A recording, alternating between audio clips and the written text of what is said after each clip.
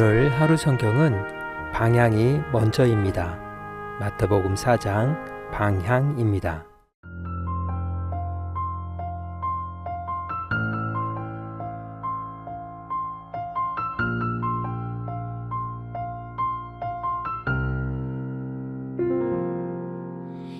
내게로부터 눈을 들어 주를 보기 시작할 때 주의 일을 보겠네. 내 작은 마음 돌이키사 하늘을 꿈꾸게 하네. 주님을 볼 때 모든 시선을 주님께 드리고 살아계신 하나님을 느낄 때 내 삶은 주의 역사가 되고 하나님이 일하기 시작하네. 성령이 나를 변화시켜 모든 두려움 사라질 때 주의 일을 보겠네. 험대한 땅 한가운데서 주님 마음 알게 되리. 주님을 볼 때 모든 시선을 주님께 드리고 살아계신 하나님을 느낄 때 내 삶은 주의 역사가 되고 하나님이 일하기 시작하네. 주님의 영광 임하네. 주 볼 때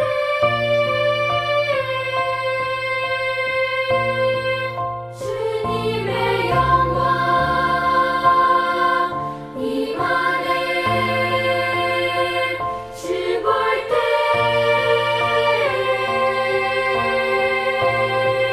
주님의 영광 임하네. 주 볼 때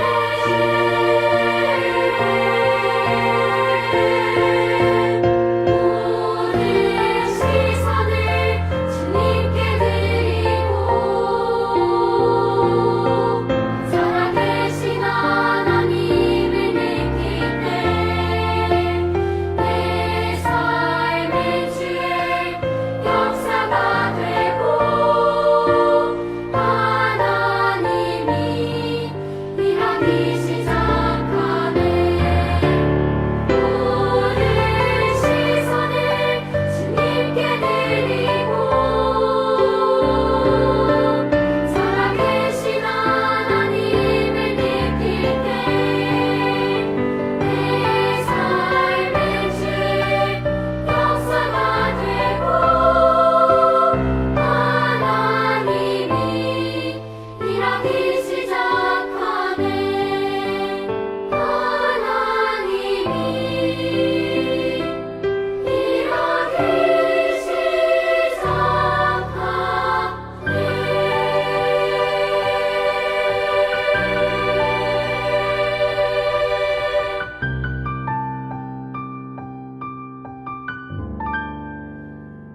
샬롬, 주님의 평강이 여러분과 함께하기를 기원합니다. 오늘 성경 읽기와 말씀 묵상을 통해 하나님의 말씀을 깨닫는 지혜와 기도하고 간구하는 모든 것들 위해 응답의 열매가 충만하기를 소망합니다. 제4장. 그때 예수께서 성령에게 이끌려 마귀에게 시험을 받으러 광야로 가사 40일을 밤낮으로 금식하신 후에 줄이신지라. 시험하는 자가 예수께 나와서 내가 만일 하나님의 아들이거든 명하여 이 돌들로 떡덩이가 되게 하라. 기록되었을 때 사람이 떡으로만 살 것이 아니요 하나님의 입으로부터 나오는 모든 말씀으로 살 것이라 하였느니라. 이에 마귀가 예수를 거룩한 성으로 데려다가 성전 꼭대기에 세우고 내가 만일 하나님의 아들이거든 뛰어내리라. 기록되었으되 그가 너를 위하여 그의 사자들을 명하시리니 그들이 손으로 너를 받들어 발이 돌에 부딪히지 않게 하리로다 하였느니라. 또 기록되었으되 주 너의 하나님을 시험하지 말라 하였느니라. 마귀가 또 그를 데리고 지극히 높은 산으로 가서 천하만국과 그 영광을 보여 이르되 만일 내게 엎드려 경배하면 이 모든 것을 내게 주리라. 사탄아 물러가라. 기록되었으되 주 너의 하나님께 경배하고 다만 그를 섬기라 하였느니라. 이에 마귀는 예수를 떠나고 천사들이 나와서 수종드니라. 예수께서 요한이 잡혔음을 들으시고 갈릴리로 물러가셨다가 나사렛을 떠나 스불론과 납달리 지경 해변에 있는 가버나움에 가서 사시니 이는 선지자 이사야를 통하여 하신 말씀을 이루려 하심이라. 일러스되 스불론 땅과 납달리 땅과 요단강 저편 해변길과 이방의 갈릴리여, 흑암에 앉은 백성이 큰 빛을 보았고 사망의 땅과 그늘에 앉은 자들에게 빛이 비치었도다. 이때부터 예수께서 비로소 전파하여 이르시되 회개하라. 천국이 가까이 왔느니라. 갈릴리 해변에 다니시다가 두 형제 곧 베드로라 하는 시몬과 그의 형제 안드레가 바다에 금을 던지는 것을 보시니 그들은 어부라. 나를 따라오라. 내가 너희를 사람을 낚는 어부가 되게 하리라. 그들이 곧 그물을 버려두고 예수를 따르니라.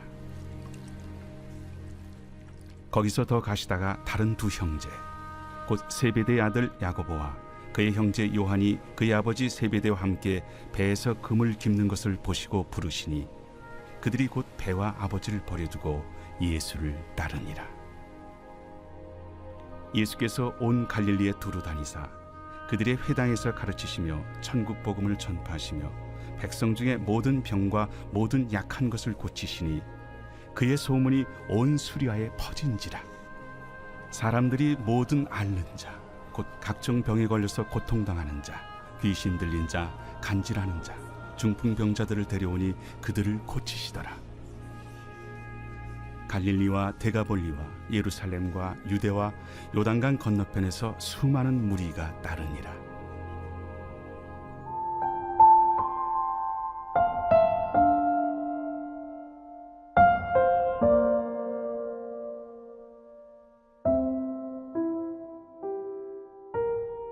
방향이 먼저입니다. 방향은 단순히 어디를 향해 가는지를 뜻하는 말이 아닙니다. 삶의 목적과 기준, 그리고 어떤 가치를 따라 살아갈 것인지를 결정하는 나침반과 같습니다. 같은 속도로 걸어도 방향이 다르면 전혀 다른 목적지에 이르게 됩니다. 그래서 중요한 것은 얼마나 빨리 가느냐가 아니라 어디를 향해 가느냐입니다. 많은 사람은 인생이 선택으로 만들어진다고 말합니다. 물론 선택은 중요합니다. 그러나 선택보다 먼저 있는 것이 방향입니다. 방향이 정해지면 선택은 그 방향을 따라 이루어집니다. 북쪽을 향하기로 한 사람은 갈림길마다 북쪽을 선택합니다. 결국 중요한 것은 갈림길이 아니라 이미 마음속에 정해진 방향입니다. 우리의 삶도 그렇습니다. 방향이 분명하면 선택은 흔들리지 않습니다. 결국 인생을 결정하는 것은 한 번의 선택이 아니라 그 선택을 이끌어가는 삶의 방향입니다. 오늘 마태복음 4장의 주제어는 방향입니다. 광야의 시험은 예수님의 능력을 시험한 사건이 아니었습니다. 예수님께서 어떤 방향으로 메시아의 길을 걸어가실 것인지를 묻는 시험이었습니다. 사탄은 돌을 떡으로 만들라고 했고 성전 꼭대기에서 뛰어내리라고 했으며 세상의 영광을 손쉽게 얻을 수 있는 길도 보여주었습니다. 모두 십자가를 거치지 않고도 목적에 이를 수 있다는 유혹이었습니다. 그러나 예수님은 눈앞의 선택보다 하나님의 뜻이라는 방향을 붙드셨습니다.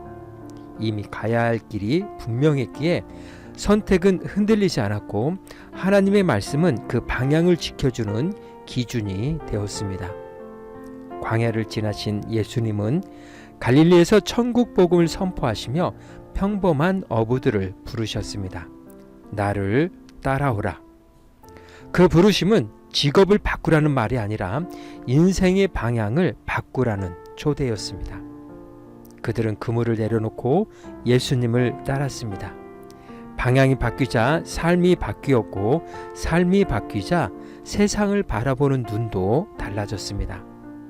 우리도 매일 수많은 선택의 갈림길 앞에 섭니다.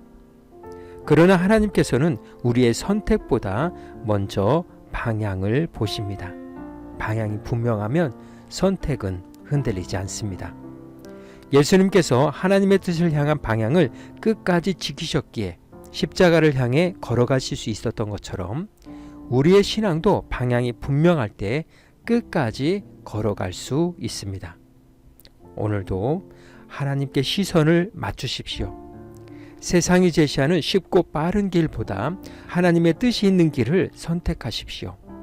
인생을 바꾸는 것은 한 번의 선택이 아니라 하나님을 향해 바로 서 있는 방향입니다. 오늘 하루 성경은 마태복음 4장 방향이었습니다. 이 시간 기도의 자리로 나아갑니다. 우리는 매일 수많은 선택 앞에 살아갑니다. 그러나 하나님께서는 우리의 선택보다 먼저 삶의 방향을 보십니다. 하나님을 향한 방향이 분명할 때 우리는 흔들리지 않고 말씀의 길을 걸어갈 수 있습니다.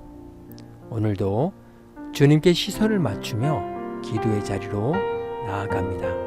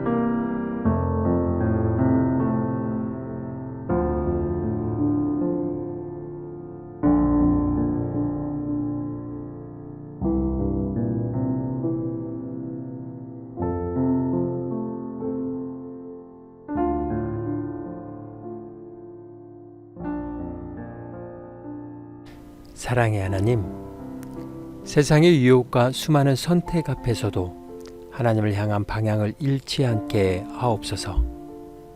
예수님처럼 말씀을 붙들고 하나님의 뜻을 따라가게 하시며 오늘도 주님을 향한 바른 방향으로 걸어가 믿음의 사람이 되게 하옵소서. 오늘은 이렇게 고백하며 갑니다. 그러면 선택은 흔들리지 않습니다. 예수님의 이름으로 기도합니다. 아멘. 이제 음악이 마칠 때까지 자유롭게 기도합니다. 하나님께서 우리의 기도에 귀 기울여 주십니다.